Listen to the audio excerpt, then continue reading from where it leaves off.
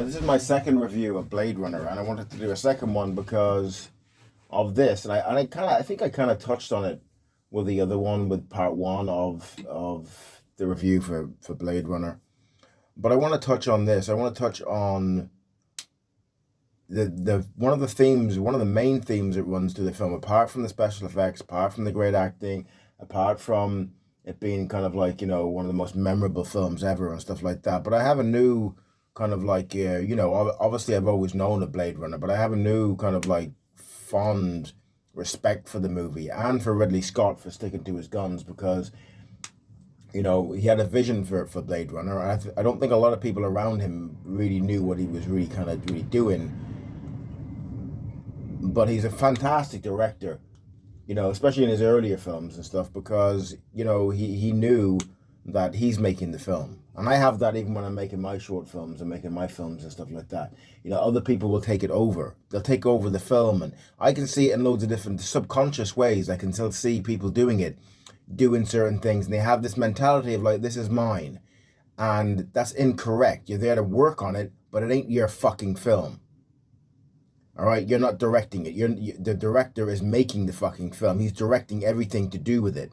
And sometimes you'll miss things, and sometimes it's very hard to keep a watchful eye on the whole thing because you're going to make mistakes, and you will overly rely sometimes on people, which you have to, but they don't see what you will see if you can bring it to your attention, because, like I said, there's loads of things that you're going to miss. But this subject of loneliness in Blade Runner, which is one of the main themes in it. If you look at the corporate structure in Blade Runner, the replicants are depicted as nearly more human than the humans. Then who's to say that the replicants are not humans and the humans are not replicants? It's open-ended, right? They look exactly the same. It's, at the end of the day, they respected life more than the humans. And even to say that maybe the humans were not humans.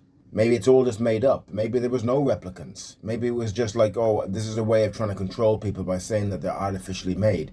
So it leaves the question open-ended, but this question in the film is not open-ended. And that is the question of human loneliness. And this is a massive thing that everyone is associated with.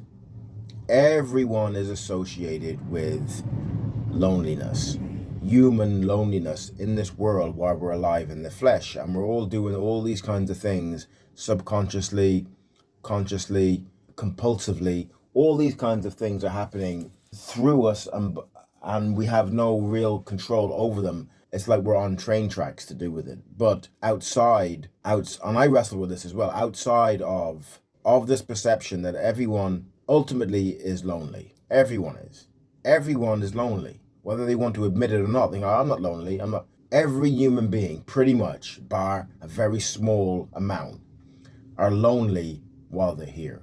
And then the paradox is that, the paradox is that the people come in and they're kind of like, well, even when you have relationships with people, man and woman, all the rest of it, friends, all the rest of it, you still remain more lonely the more people that you have in your life. If you have a relationship, that's why a lot of men and women more so than men, way more so than men, are exiting relationships all the time because they can't quench their loneliness with another human being. And that's a spiritual truth, a no self truth, right? Another human being is never going to be able to take away that loneliness from anyone. All right, so that's one of the main themes in Blade Runner. You think of it, you look at the film. Deckard is doing his detective work and eliminating the replicants, so-called replicants and stuff like that. He has to drink. Small parts in the film are where the film really is. Afterwards, after he assassinated Zora. Hey, bro. He assassinated Zora, shot her in the back, shot a woman running in the back, right? And he had to get his vodka and stuff like that. He had to drink. And the other guy, have some drink for me, pal. Remember the guy, I can't remember his name. Emmett Walsh is the actor's name. But anyway, he was like, he wants to talk to him. Have some drink for me. Everyone's kind of covering, like, we've got something to do here, right? But everyone's lonely, though. That's really where it comes from. All of it, like... yeah. I'm going to pause for a sec. Someone's coming over to talk to me. I'm going to pause for 2 seconds, all right? Yeah, Blade Runner and human loneliness, right? And it is it's interesting, dude. It's interesting. you know, and it can't be cured by contact with other people, and that's part of the delusion that we have with other human beings. I know it seems that way sometimes, but it can never be ever be cured. Human loneliness can only be cured by contact with the Creator, and it takes a while to really understand that and go like, okay, you're feeling lonely. Yes, everyone is. Everyone is. Pretty much only everyone, right? But it cannot be. We're looking in the wrong place. We're looking in the wrong haystack. You have to look in another haystack for the needle. That's going to take a while as well, but you're looking in the wrong one. Everyone is. Human loneliness is not cured by contact with any human being. None.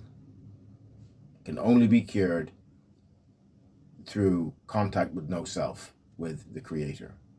Because when you're not there, the Creator is. I yield.